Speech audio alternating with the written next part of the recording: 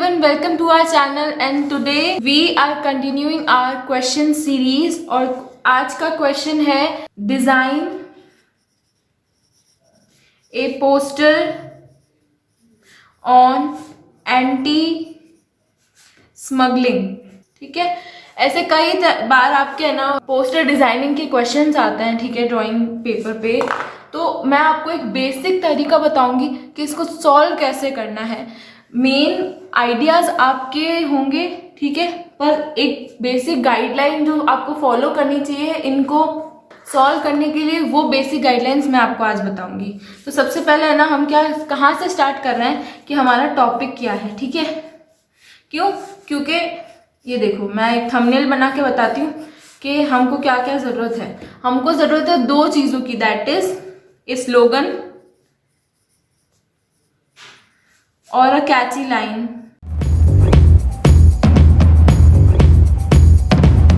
Plus illustration.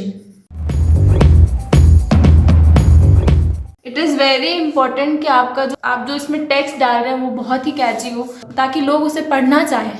ठीक है, again at the same time उसके अंदर बहुत अच्छा सा इलिस्ट्रेशन भी हो। हमें कोशिश ये करनी है कि पोस्टर के अंदर सबसे कम से कम आपको जो है एलिमेंट्स, डिज़ाइन एलिमेंट्स डालने हैं और उससे जितना ज़्यादा हो सके उसका मतलब एक मीनिंगफुल जो इलिस्ट्रेशंस होते हैं वो डालने हैं आपको। जितना कम डिज़ाइन होगा और जितना मीनिंगफुल होगा उतना ही इफेक्टिव होगा। ठीक है, तो मैंने बता दिया है कि हमको पोस्टर में क्या क्या चाहिए। अब मैं आपको बता रही हूँ कि भाई थंबनेल कैसे बनाना है। तो सीधी सी बात है, पहले तो ये डिसाइड कर लो कि आप इसके लिए ना जैसे स्लोगन या आप कोई कैची लाइन क्या लिखोगे। ठीक है, अगर फॉर एग्जाम्पल जैसे आपने ना आपने सुना होगा कि कितने सारे ब्रांड्स के ना टैगलाइंस होती है, बहुत कैची टैगलाइंस होती है ना, जैसे कि कुछ मीठा हो जाए फॉर कैडबरी। तो इससे आपको याद रहता है, आप रिलेट करते हैं ना। तो ऐसा ही कुछ कैची सा ही बनाना है हमको एंटी स्मगलिंग के लिए भी।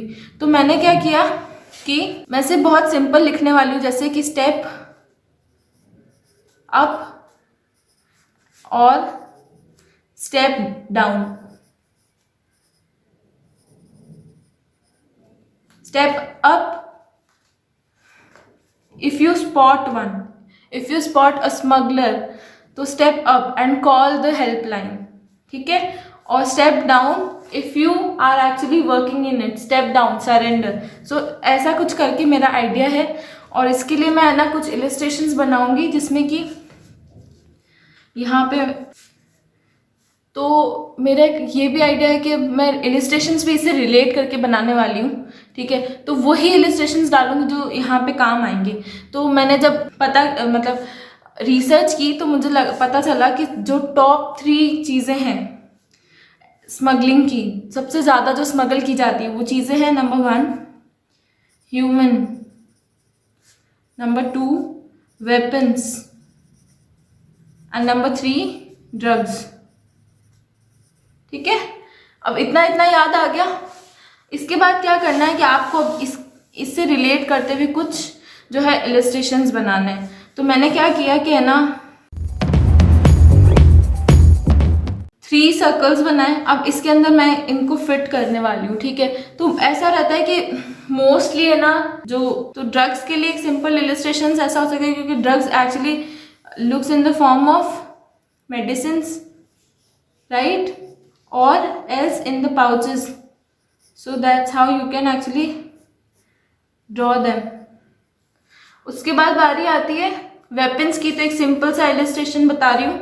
ये देखो, अगर आपको गन ड्रॉ करनी हो तो इस तरह से 2 रेक्टेंगल, उसके बाद एक ट्रेपेजियम, ठीक है, और फिर ये इजी है ना।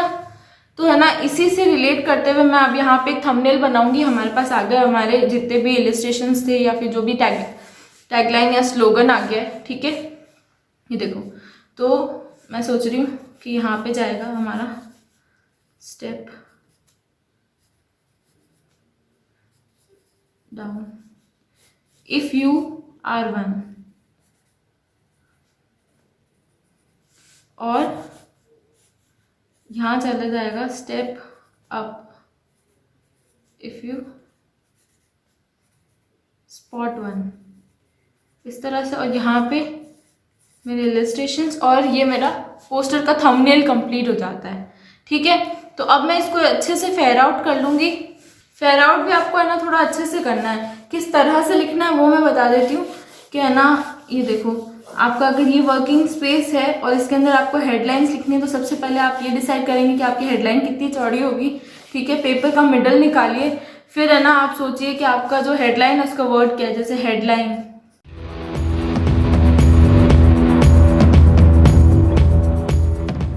और यू कैन से टॉपिक। तो इन दोनों में ना आप लेटर्स काउंट कीजिए। ठीक है, 1 2 3 4 5 6 7 8 लेटर का वर्ड है ना, तो इसका हाफ यहाँ हो रहा है, तो ये लाइन अब इसकी हाफ होगी। अब यहाँ से आप जाते जाते, तो अब अगर हमें सिर्फ 4 ही कॉलम चाहिए इसके बाद, तो मैं क्या करूँगी,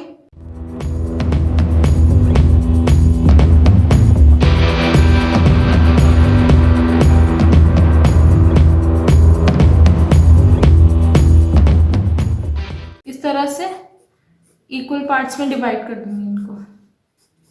ये देखो, ठीक है। अगर फिर भी कंफ्यूजन हो तो कैसे करना है, ये देखो, अगर आपका ये ब्लॉक है तो पहले हाफ निकालो, फिर हाफ का हाफ निकालो, फिर ये देखो ये हो गए 4, फिर इधर निकाला ये हो गए 4।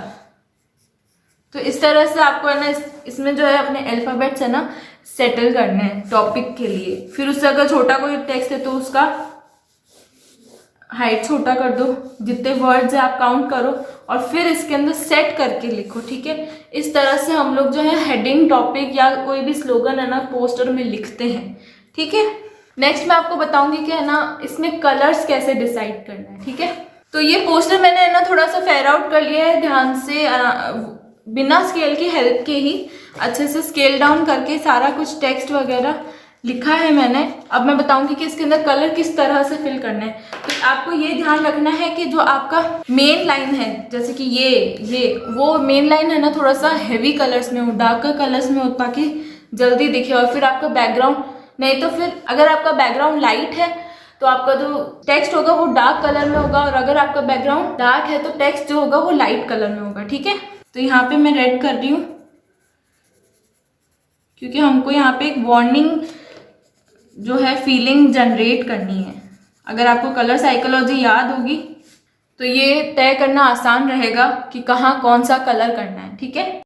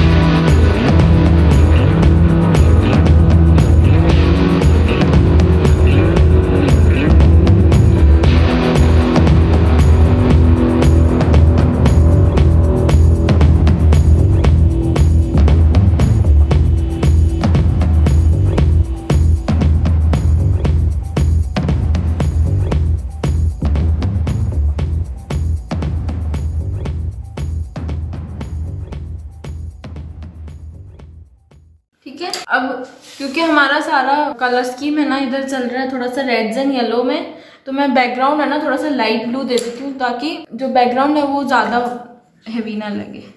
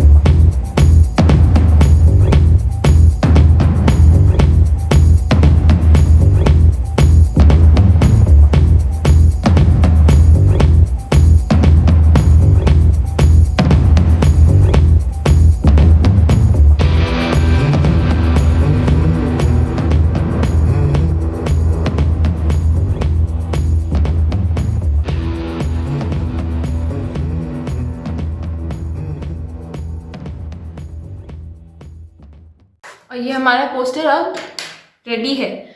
तो thank you for watching this video, और ऐसे ही और वीडियोस के लिए हमारे चैनल को सब्सक्राइब कीजिए। तो नेक्स्ट मैं एक और पोस्टर डिज़ाइन करना सिखाऊंगी जो कि एक इवेंट पोस्टर होगा। तो प्लीज़ बेल आइकन को दबाइए ताकि और आपको ऐसे ही वीडियोस मिलते रहें और हमारे हर नए वीडियो की नोटिफिकेशन आपके पास आती रहे। Thank you.